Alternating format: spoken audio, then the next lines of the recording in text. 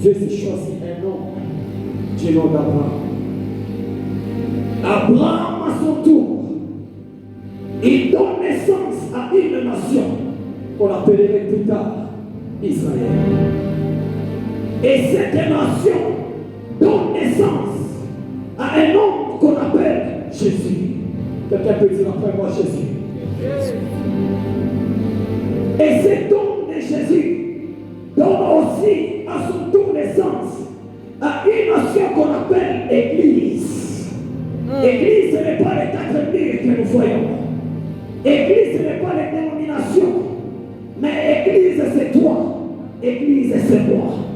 Et c'est par toi que Dieu va passer pour redonner la vie à la famille. Pour redonner la vie à ta famille. C'est par toi que Dieu passera pour redonner la gloire à la famille. Qui a dit Amen? Quelqu'un peut me dire en France encore? Est-ce que je peux avancer? De la même façon que Dieu aime travailler avec les femmes, depuis la nuit des temps jusqu'à aujourd'hui, si vous lisez l'histoire de la Bible, vous allez comprendre que Dieu aime marcher avec les familles. J'aimerais que tu dises à ton voisin que ma famille est la meilleure. Ma famille, oh my God, c'est la meilleure. Il n'y a pas meilleur que ma famille. C'est choisir une famille. Pourquoi Dieu aime travailler avec les familles? Pourquoi la famille? Pourquoi la famille? Pourquoi la Bible insiste sur la famille? Pourquoi depuis Genèse jusqu'à Apocalypse, on nous parle de la famille? Et je vais répondre dans quelques minutes, et puis on va prier. Levez le souhait de mon cœur ce soir, et pas celui de beaucoup prêcher, mais levez le souhait de mon cœur, et que Dieu délivre une famille ce soir. Je ne vais pas donner un amen.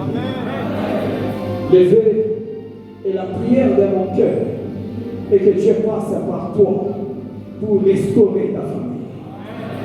Et que Dieu passe par toi pour redonner la gloire, l'éclat à ta famille. Pourquoi une famille? La famille est la première institution créée par Dieu. Si vous lisez Ephésiens chapitre 3, à partir du 14e verset jusqu'au 15e verset, la Bible dit: à cause de cela, j'ai fléchi mes genoux devant le Père, duquel tire source les noms de toutes les familles qui sont dans le ciel et sur la terre. Ta famille à toi pour source, non pas le nom de ton grand-père. Ta famille à toi n'a pas pour source le nom de ton père ou ta mère. Mais ta famille à toi pour source le nom de Jésus. Ta famille à toi, je disais, a pour source Jésus-Christ. La Bible dit: toutes les choses ont été créées par lui et pour lui.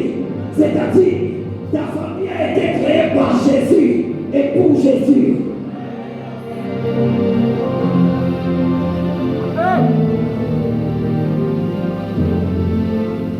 C'est par la famille ou dans la famille que les étoiles apparaissent.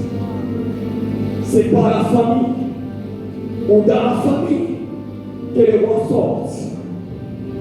C'est dans la famille où les générations viennent. C'est dans la famille où les gloires apparaissent. C'est dans la famille. J'ai eu la grâce d'habiter dans la maison de notre Père spirituel. J'ai fait en moins, je crois, 6 ans ou 7 ans dans sa maison. Et chaque mois, les prophètes appelaient un homme de Dieu pour nous bénir. Et on faisait des offrandes. Et à chaque fois qu'un homme de Dieu venait dans la maison de notre Père spirituel, pratiquement tous les hommes de Dieu, ils parlaient sur moi. C'est dans la famille de mon Père spirituel, dans la famille de notre Père spirituel, dans sa maison, que j'ai su ce que je sais. Que j'ai su ce que je suis maintenant. Que je suis beaucoup de choses. Beaucoup alors beaucoup de choses. C'est dans la maison de notre Père spirituel. Je suis les liens de ma famille et je suis comment prier pour briser certains liens de ma famille. C'est dans la famille que le roi sort. C'est dans la famille que les étoiles apparaissent.